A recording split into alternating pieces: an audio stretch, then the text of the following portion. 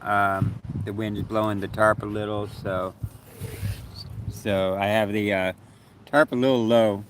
Looks like it lost a little bit stretchy magic. So I have this camera leaned up, the tripod leaned up kind of right against it. So hopefully it won't knock it over. The tripod's pretty wide based on this one. Um, let's see, where am I at? I think it's called like Pasir Puta or something like that. It was one of the places I spent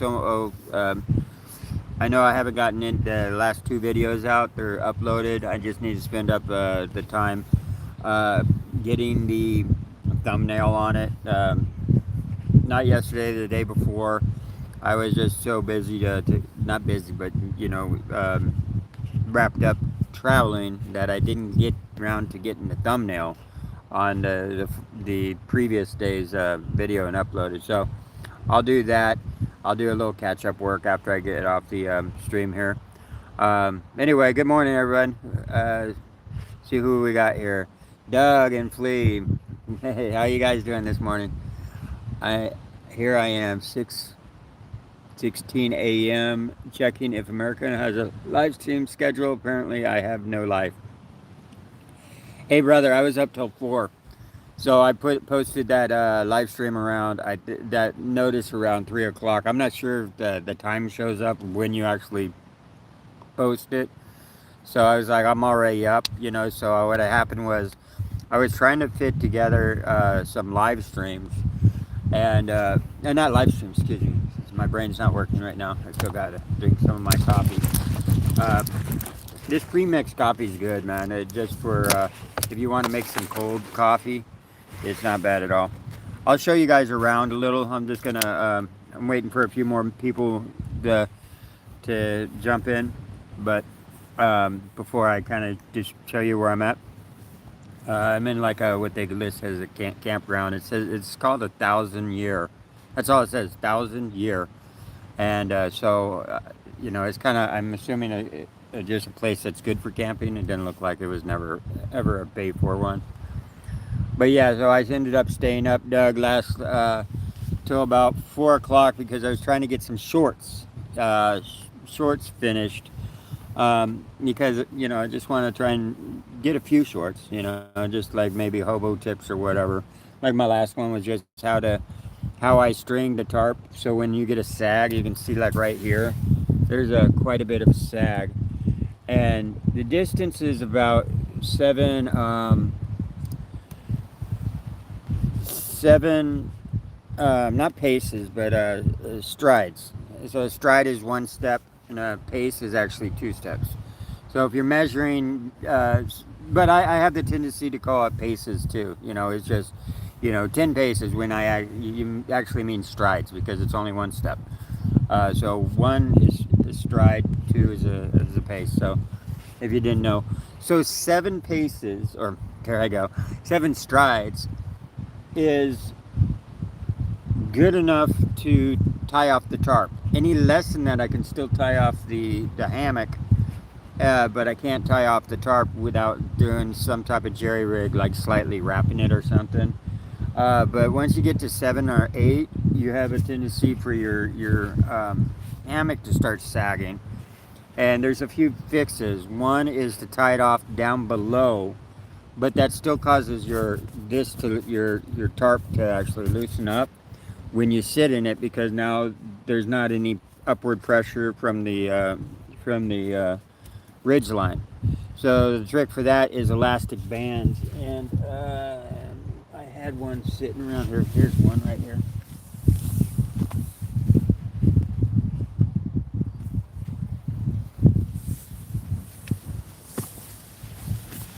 Now I couldn't really find any elastic bands, but over at the DIY they sell these elastic belts, and they're all woven together.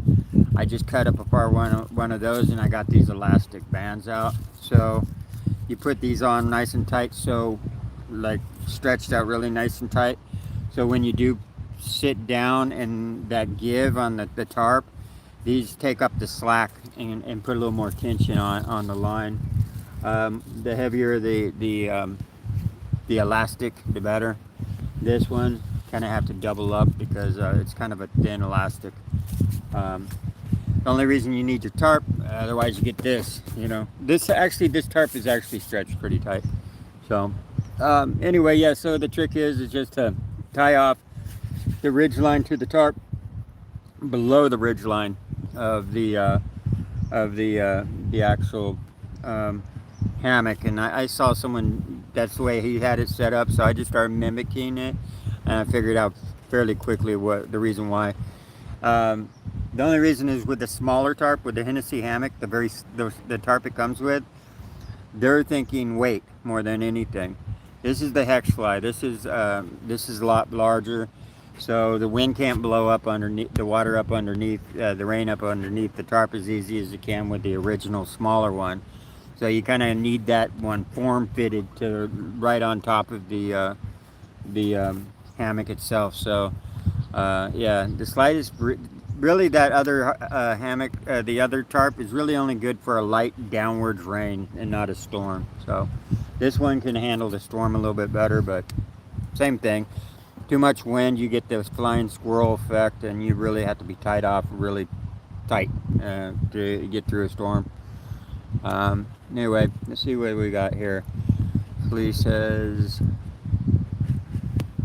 the more important question is, the Planet Doug had his cup of hot Nescafe 3-in-1. Yeah, mine's cold, yeah, but I found actually a coffee with ginseng in it. Now, obviously, it's not a lot of ginseng because ginseng's a kind of an expensive one, but every little bit, if you drink enough of them, right? With a half, so like half a bottle of water, I think I have about 6 of them in here. So that's about right for me. 2-in-1 packets are rare, so I just buy the bags of instant coffee in bulk and coffee and creamer in bulk. You don't do sugar in yours, Planet Doug? And that's what I'm assuming you mean by 2-in-1. Most of them are, yeah, 3-in-1.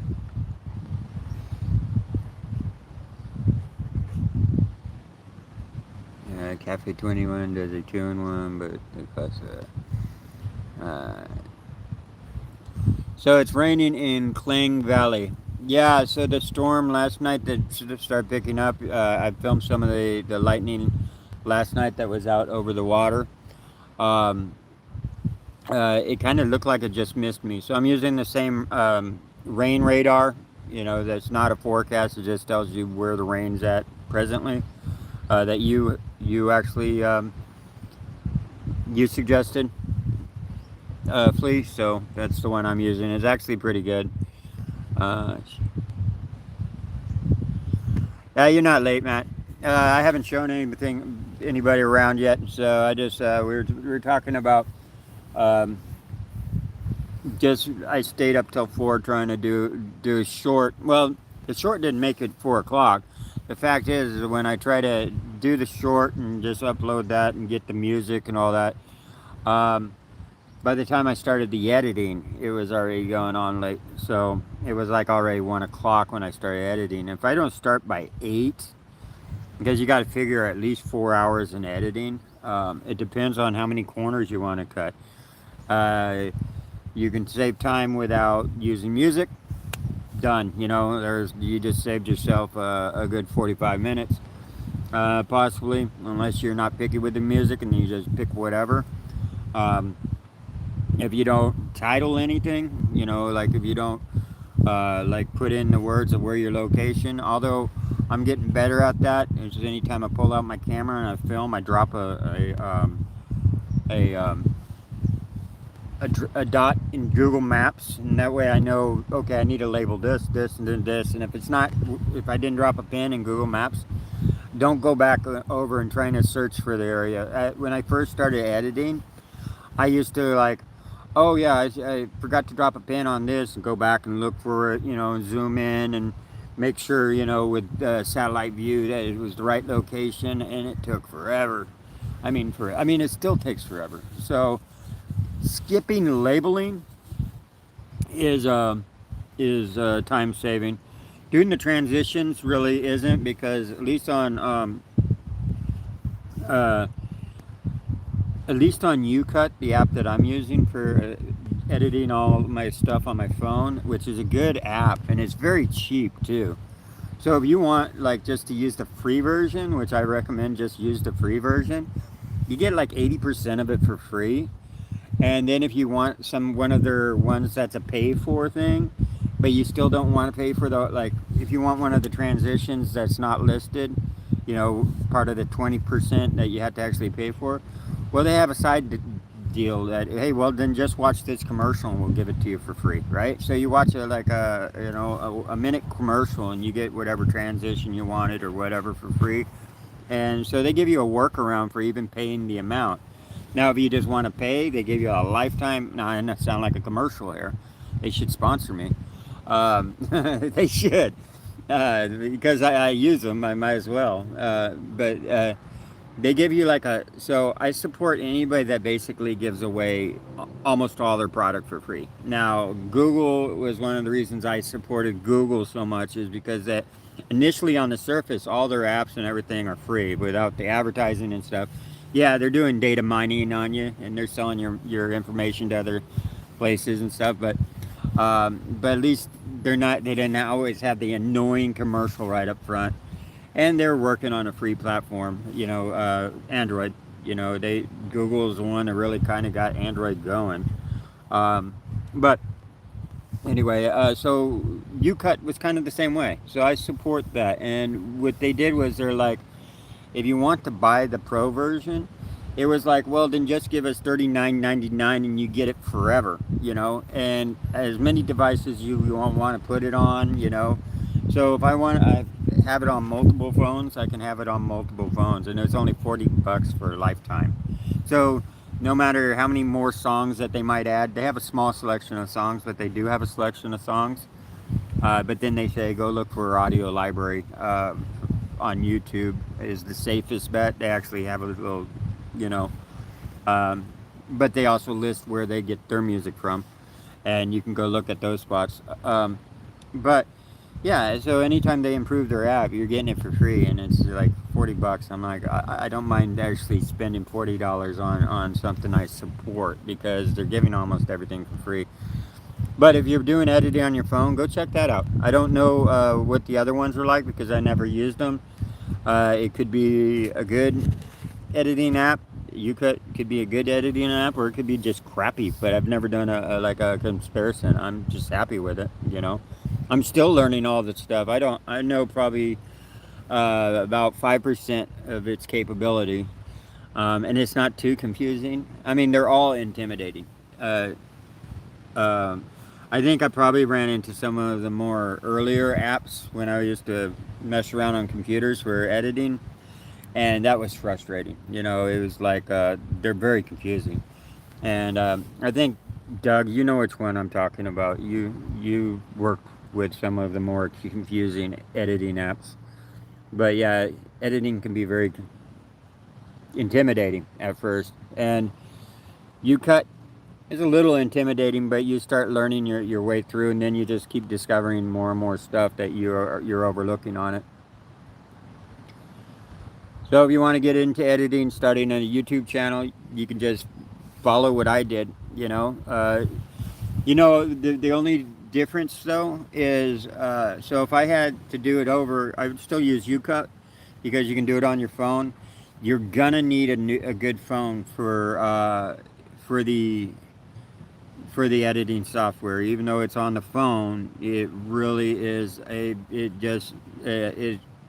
needs the best CPU possible. I have basically one of the best CPUs right now, the Snapdragon Elite. I had to buy a stupid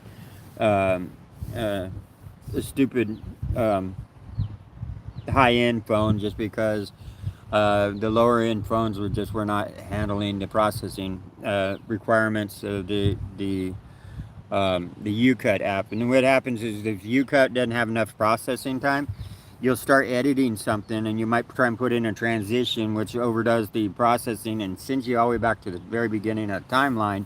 And now you have to scroll through again to get to where you were before. I've even had it actually shut my phone off once And when it rebooted, it couldn't locate the files, even though the files were still there. It didn't know it. So I had to start the whole process over. And after you get it saved, it actually saves. You know, then you're good. You know. But anyway, it automatically saves your progress as you go along. But that for shutting it, when it shut itself down for some reason, it couldn't handle that. So if you're going to end up having a flagship phone anyway, that's the requirement for. Then just don't get the DJI Osmo. Get that the one that your phone gets into. The Osmo that your phone actually clips into and works as like a stand. Basically, works like one of these, but this has the pivoting point that the same type of pivoting point that the DJI has. Now that I'll show you. Okay, guys, deal with me. This is my camp for the night, or where I camped last night, and I kind of show you this side first. This is the old abandoned. I guess it used to be a resort, what was being called a resort.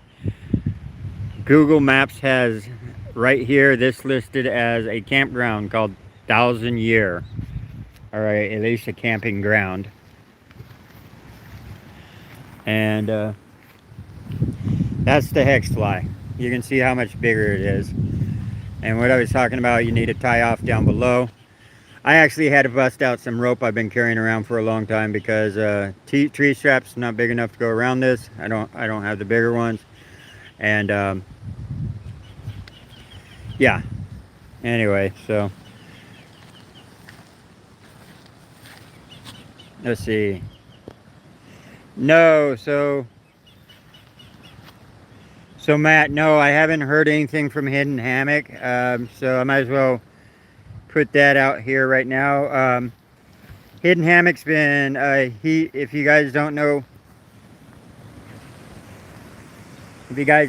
who Hidden Hammock is, he's Josh. He actually was one of my early guys on my channel, you know, giving me advice from what he learned and stuff like that. He does a lot of his on his phone too now, although he has all the other cameras. It's just sometimes he just resorts back to just using a phone because it's simpler. But he ran into my channel because he was thinking about doing the same thing, Vietnam. Well, he wanted to go through Vietnam, but wasn't sure how to do it. And then he ran into and he was thinking, well, maybe bicycling. And so when he put in Bikepacking Vietnam, I popped up. And so he started watching me early on, like very early on, about the same time that Doug from Planet Doug actually popped up. Because when I first started my channel, the algorithm pushed me pretty hard, and I ended up getting a lot of subscribers fairly quick, and then it just kind of tapered off, and have been in that taper since then. But yeah, so he started off very early. I'll show you kind of the but the last thing he did about 3 weeks ago was a live stream. And I kind of know where he's at too, because there's a spot that you go off into the mountains, and it's a beautiful spot, and he probably won't have signal out there, but 3 weeks is a little long, you know what I'm saying? So he's doing the bicycling, bikepacking through, or bicycle tour, whatever you want to call it, through Vietnam. It's just no one's heard of him. Heard from him in 3 weeks. Well, but I just started putting out my feelers the other day. Someone actually might have heard from him.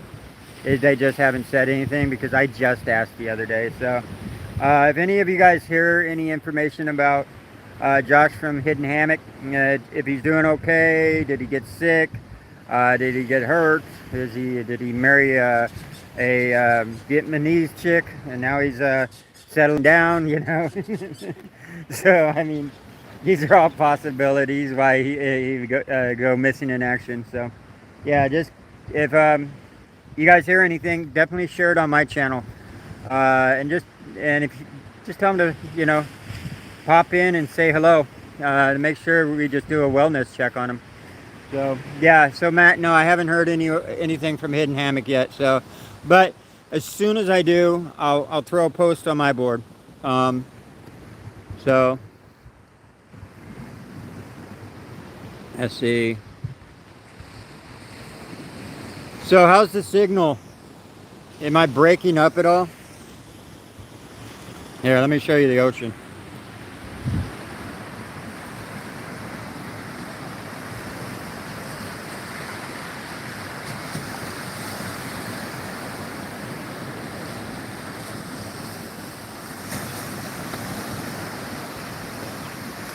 So it's kind of crazy here. These guys just all night. Oh, good. No pixelization. Thank you, Flea. I wasn't sure. I tested it last night and I posted that on on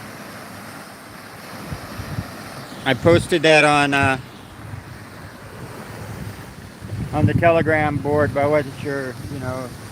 Never know. You could still have a good signal and still get pixelized. Yeah, so I'm actually coming up to. I'm going to go back where I can get my coffee. I'm coming up to the last leg of my journey here, and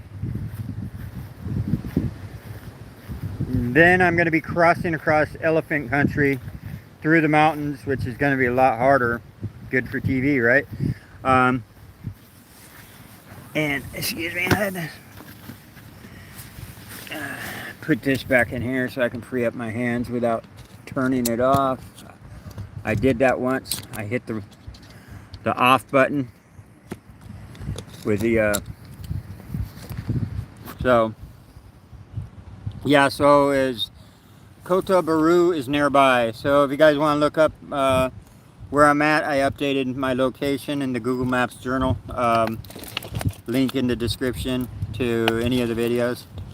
I need to actually put all the folders together because I have them separated by country, but that's gonna be time consuming because I have to go through each dot starting in Vietnam and just put in one big bicycle route folder. And because anytime I just pull up one folder, people don't get the concept that I crossed, where I crossed and stuff. But if I had all the countries together, they can see more realistically the route I took. So eventually I'll get around to that. There's a lot of stuff I want to actually start doing with the channel. So I just got my first paycheck from YouTube. I forgot to mention that. So I had to reset up. So what they have is Hyperwallet. You get paid through Hyperwallet. YouTube pays you through Hyperwallet, which is a PayPal company. But if you want Hyperwallet to pay you through your bank or pay you through PayPal, then you have the money transferred there. But even though it's owned by PayPal, they still charge you 0.8%. Yeah, so it's like 0.08%, which is 8 cents on the dollar, which means $8 for every 100. So now you can more realistically see where everybody's getting a cut, but the thing is YouTube still offers this. They offer a way for creators to actually make money, and eventually when your head count gets large enough, you can actually you can make a living from it, and at least enough to live the lifestyle I live. You could, and I live a fairly comfortable lifestyle. So I'm not saying that I earn on the high end of my bracket, and you guys know how much I make because I've been honest about it. But there are people that now some people are going to argue like, well, I only make, like I said, between 800 on the low side if you didn't work hardly any, to about 13 to 1400 which the average blue collar retiree is going to retire at. My stepmom, I think, made between 600 and 800. She was CNA, but she made less because my father was pulling up a little higher. Now, if you're homeless, they give you more because they don't. What it comes down to is they think you're going to be paying more because you're eating out more, right? And you're not. So you have to say you're homeless and that you have no way of preparing food, and that increases. And also in like the United States, if there's what's called it depends on what you're doing. If you're retired, then you're not usually pulling food stamps, but if you're disabled or something, you're usually pulling food stamps. And some states will just give you the money on top of the check, and that's what you prefer. So instead of giving you an extra $150 worth of food stamps, they actually put the extra $150 instead on an EBT card. They put that into your account. So there's tricks of actually. So you want to be in the right state too. You want the right state to be paying you in the United States. I don't know how it works in foreign countries. Um, uh, Ali actually mentioned how much they make in Malaysia, and that almost seems like ridiculously low. Like you'd still have to work. I don't see that. I mean, so I'm not. So you would not definitely not want to be on welfare in Malaysia, but in America, it's kind of where it's kind of like if you don't mind being broke all the time. So I know, and some people are like, well, I only get like 300. If you're only getting between 300 and 600, that means you probably need to update, because if you're only, that means you're getting a second. If you're only making 300 to 600 on unemployment, retirement, or anything, there's something going on there. You need to be, you either have a secondary income, meaning you're not at the retirement age yet. Like even with early retirement, you're gonna still be, you shouldn't be pulling under 600 to 800, because 600 to 800 is with inflation. Your check does go up. So I mean, there's something wrong. You're either getting a secondary with food stamps or something. But the only reason I mention this is someone's like, well, I only make this much, right? And that's actually extremely low, unless you didn't pay into the system at all, which is very common for my generation, as a lot of us worked under the table, especially if you worked in construction. The majority of my life working in construction, I was always under the table. You know, I never went and joined the union. I never became a journeyman. Now I had the same skill set as a journeyman, right? I worked with journeymen that were very stupid, like just like, what the hell? What is the union putting out? And these guys, oh, I worked in clean room environments, and it's like, dude, come on, man. I'm a laborer and I know more than you. But anyway, so I understand that my generation had a tendency, but if you didn't pay into the system too much, then they're not going to give a lot back. So yeah, that's also a possibility. And like I said, I used to fly a sign. I didn't have any income. I had food stamps only for a while, and that was, and so I flew a sign. But when you're talking about $300 a month, you're talking about $10 a day. And even me flying a sign, I still wanted $20 a day, and $20 a day comes out to about $600 a month. So that was just beer money, cigarette money, and food money. Yeah, I had food stamps, but food stamps wasn't always there.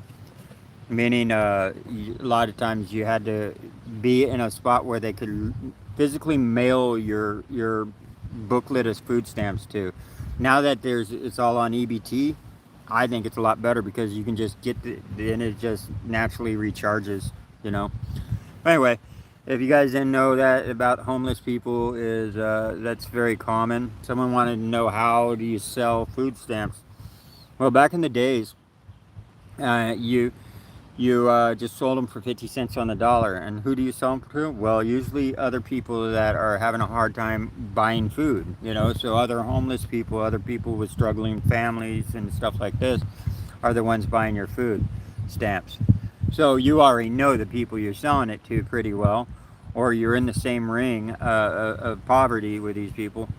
And so 50 cents on the dollar is how it used to be when you ripped them out of the book. But then they said, oh no, they have to be in the book, you know, unless you have your own food stamp identification, right?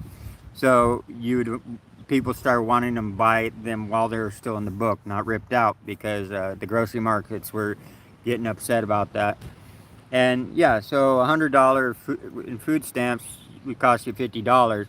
Well, that continued on. People would actually go into the stores though, like in Oklahoma. I knew some of the people there used to go in, buy a 10-cent piece of candy, give them a dollar food stamp, right, and get 90 cents back, and then just keep doing that until they had enough for beer money. You know, that was their that was their hustle for getting beer money, and it was ridiculous.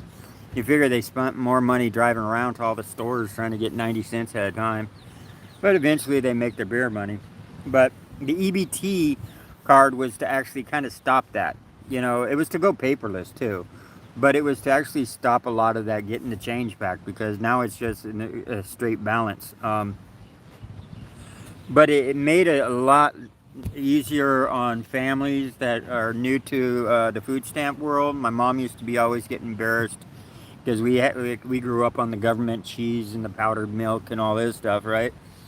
And government cheese was a big old block of cheddar that was just, you bit into it and you get instant cotton mouth, man. But yeah, but there ain't nothing better than government cheese and saltine crackers for dinner.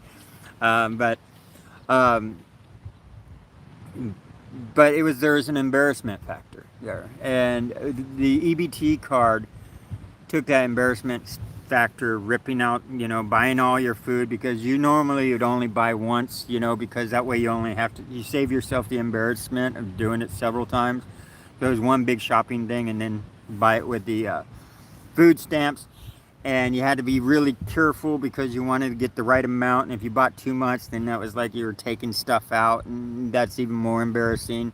But the EBT took that embarrassment away. Now it's just like pull it out like it's a normal credit card, and deep, no one even knows, right? You don't say EBT, you just swipe it, and you hit the button that says EBT, and it rings up. Cashier doesn't say anything, hands you a receipt, says thank you, and you're on your way. And I think I kind of salute that effort on it. Yeah, I know that's probably not what they were going for, but it is how it ended up. So, sorry guys, I'm getting behind on the comments. So anyway, that continued on, the selling of food stamps. But the fact is now you either have to give the card to them, right, and hope that they're honest. Don't do that, because most people aren't honest, because you don't really know how much they're taking off your food stamp. Uh, you know, like, oh, I just want $100 worth of groceries. Okay, give me 50 bucks and here's the card. Some people do that. If you trust them, go ahead. But if you don't trust them, don't, because I know most times people just run up the food stamps and then, you know, maybe buy the amount that they initially said they'd buy to get the receipt, and then just run up the food stamp card and give it back to them. I know that's just how some people are. Or the alternative is to actually go in with them, and that's actually the safest. You go in, you do the shopping with them, because you're only selling your food stamps because you need something like some clothing or something. You know, you need something that your food stamps can't buy, like deodorant, you know, toothpaste. You know, these are things that, you know, you need cash for. So, yeah, so people still, Ali was asking how they're sold in America. So that's basically how we sell them in America. And the people that we sell it to is usually people that are either at the same homeless shelter as you, within the same poor neighborhood as you. You know, poor knows poor, you know, and, you know, poverty knows poverty, you know. That's just how it is. So, but usually, yeah, it's usually someone that's on a limited income also needs the extra little help. You know, a lot of retirees eat at soup kitchens. All right, let me catch up on some of these real quick. Sorry, I got behind. I'm just blabbing away. Um, Flagship CPUs for 30 plus, less than Samsung. China brands like Vivo. Yeah, I looked at some of the China brand ones, but the thing was I couldn't find them for less. Samsung still had the best deals for um, for the same price. All of those other brands that you listed, they all have a gimmick, involved. They either try and short you on the camera, or they try and short you on the internal memory. And I think the new grift is the internal memory. Sorry, what Flea said was the China brands like I don't know how Xiaomi, Vivo, etc. Sells flagship CPU phones for 30% less than Samsung. I didn't see that. I honestly, Flea, I did a lot of phone shopping, and they were all trying to sell around the same price, around 5,000 ringgit. And that's basically what this flagship costs. And what they do is they hit you either in the camera, right? They try and short you on the camera, or they try and short you on the internal memory, and that's where it seems like. So if you go from 500 gigs to 1,000 terabyte, your phone just jumped like 3,000 ringgit. 2,000 to 3,000 ringgit. About 2,000 ringgit. Is a big jump. Where there's a small increase, as you go up.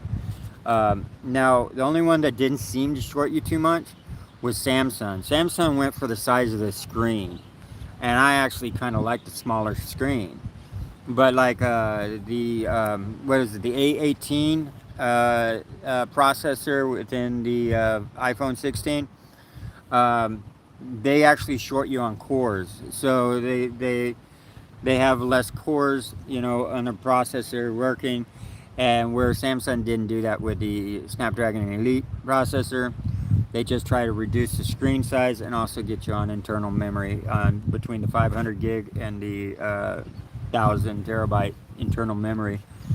And that's why you can't do SD cards anymore. It's ridiculous because they want to force you out of the 200 gigabyte range and into the higher. And I don't think it should be less than 500 gigs internal memory. Um, anyway, because you'll just run out of memory way too fast. Especially with 4K and everything. But West Coast crossing will be challenging if we get bad weather.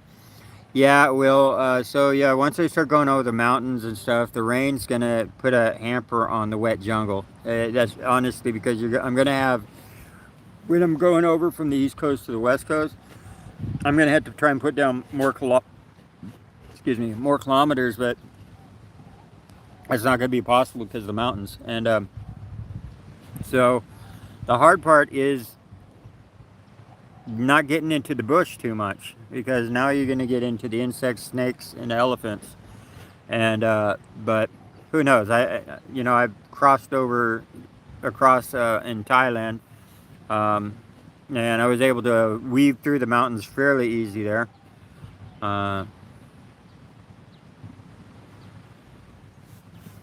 Yeah, so they have the option. Okay, Flea, you asked if they uh,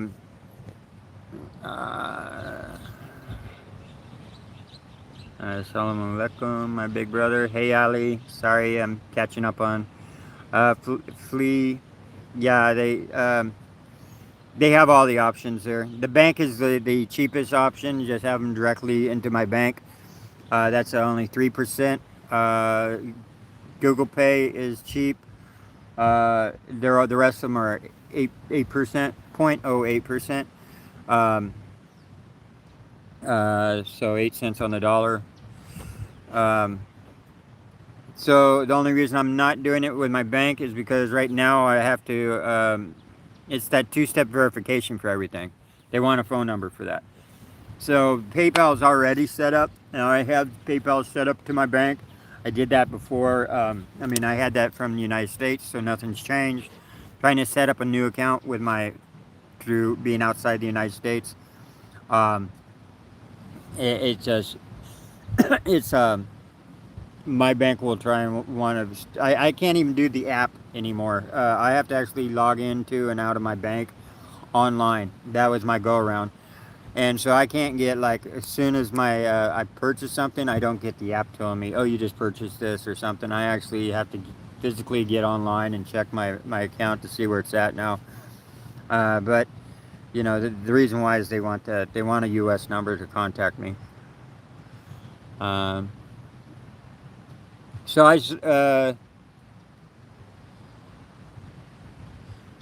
through Google Pay, I don't usually use Google Pay. The right now I don't have a lot of these membership. I don't have anything really set up for membership or buy me a cup of coffee. I tried to do the buy me a cup of coffee type thing, and it just didn't work out. Um, so the only really thing I have lined up is PayPal. I put a link there in my description, but I haven't even figured out how to get the little logo. Like you look in other people's, they got the PayPal logo and all this. Mine doesn't show that. It's just a link to the donation page. Um, but I just run everything through there because PayPal's already linked up to my bank, and they're the least. All they need is like your pattern. So when you log into them, they just want I set them up just to recognize a pattern. Um, so that's very easy for me to log in and out of them. And it's 8%. And yeah, so the Google Wallet I think is also 8%, 0.08%. And Ali, you asked about the Super Ring snack. Um, I got it because I was watching some video, and she wanted to know one of the most popular Malaysian snacks, and the guy in the 7-Eleven brought over to the Super Ring, and said, here, this is what this is the most popular snack. So I decided to try it, and yeah, I mean, it's junk food. Yeah, I mean, that's what it is. It's kind of like, it's kind of, okay, I'm not used to it, though, because I notice in Malaysia and also other Southeast areas, you guys put sugar in your cheese. Your cheese is sweet, where in the United States we use salt. So all our stuff like Doritos and stuff like this and Cheetos and stuff is salty. It's not sweet.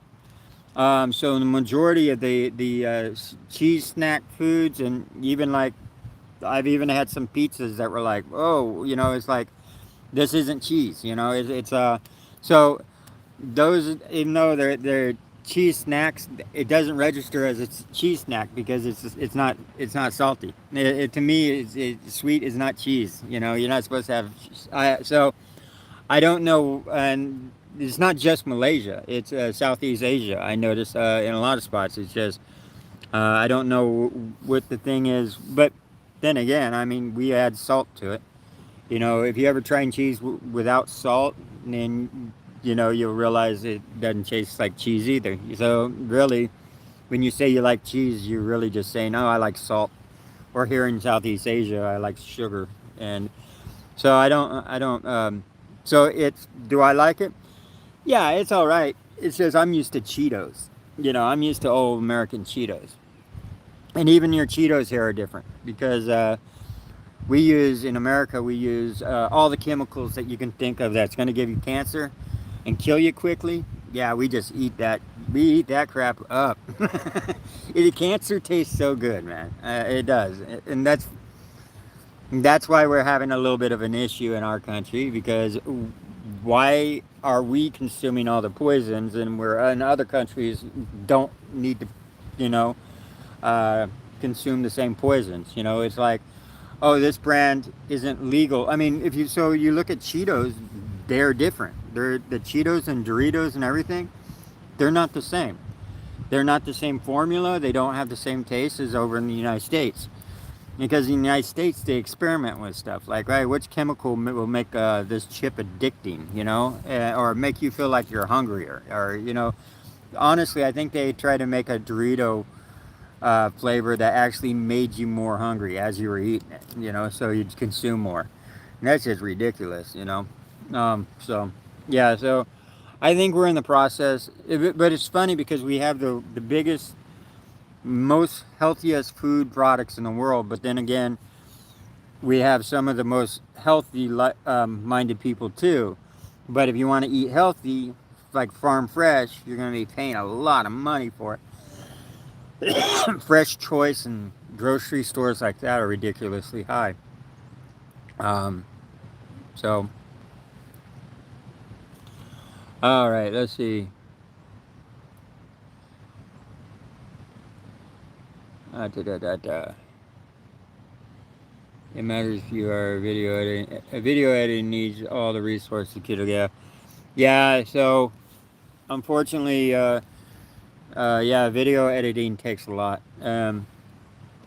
Actually, and it's very time consuming and stuff like this. So, when I started this project, and I'm continuing with this project now because this is my new hobby, but this has taken over this. So, with my traveling lifestyle and stuff, which you're getting a glimpse of, is not really my traveling lifestyle anymore because everything's focused on this.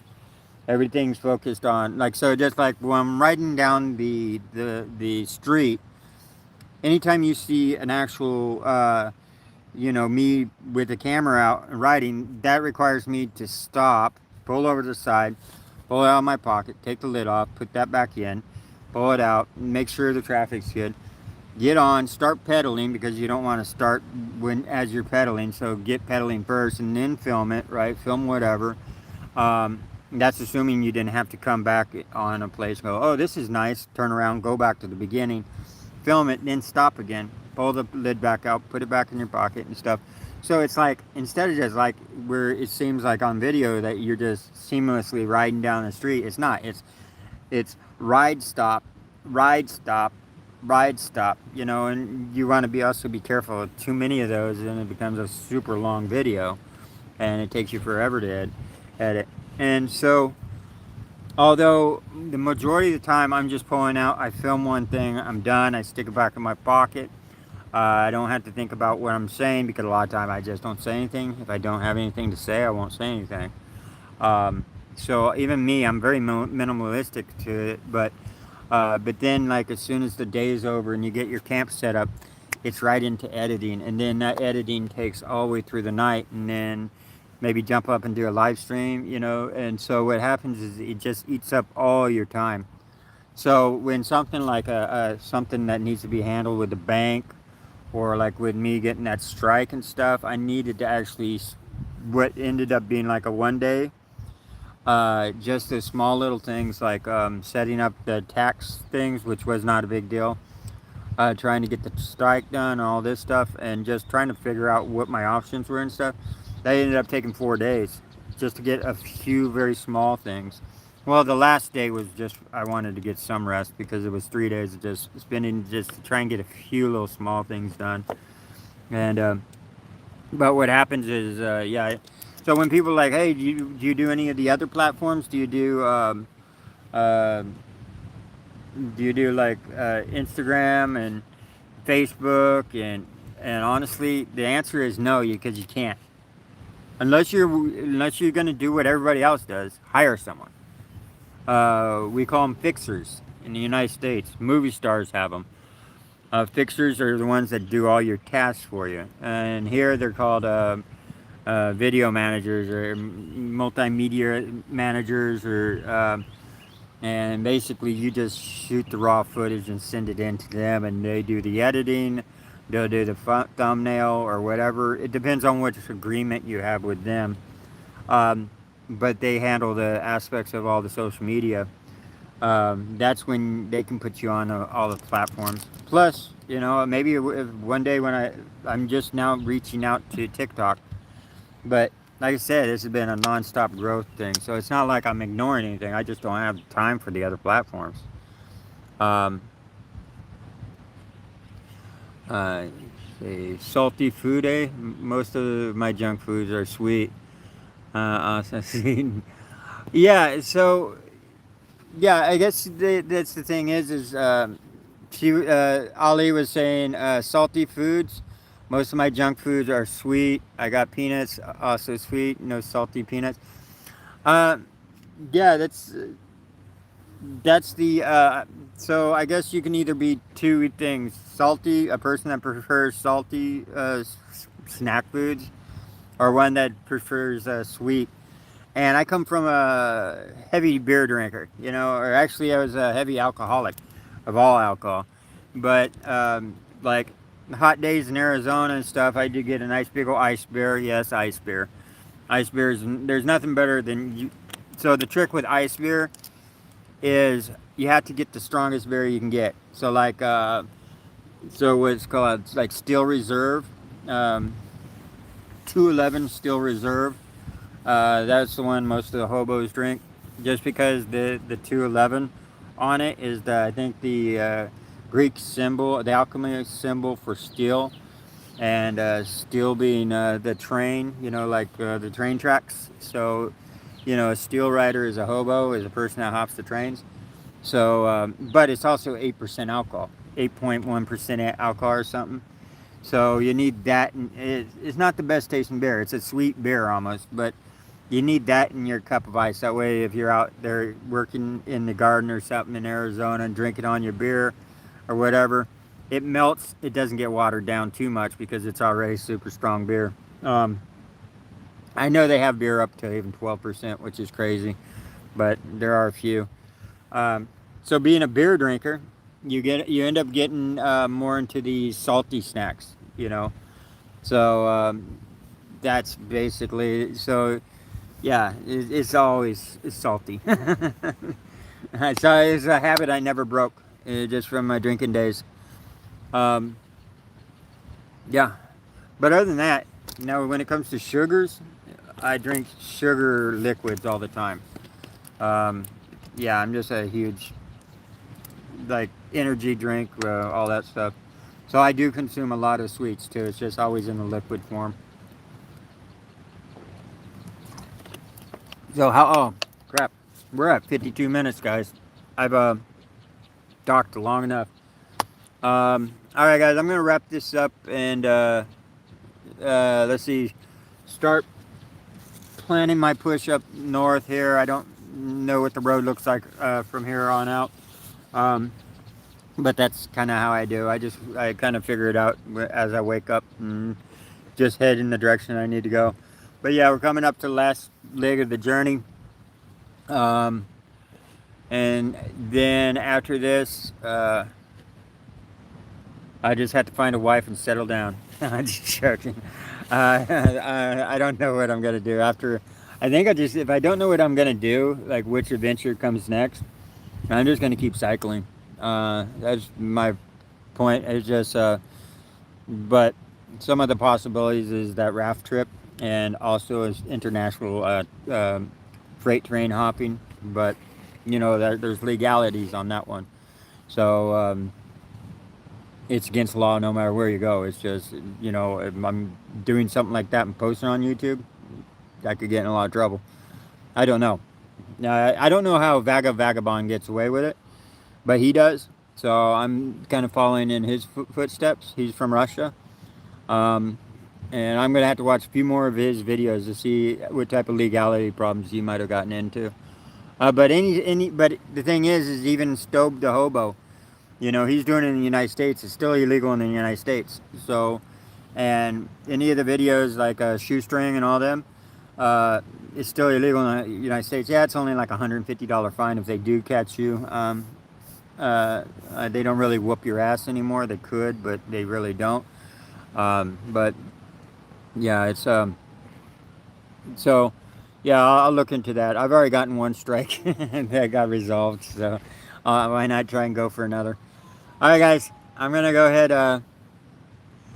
Yeah, so I think Kota Baru will be next. I'll be there by today. There should be no reason why I wouldn't be. All right, guys, peace out, and I'm gonna get this journey going again. All right, bye.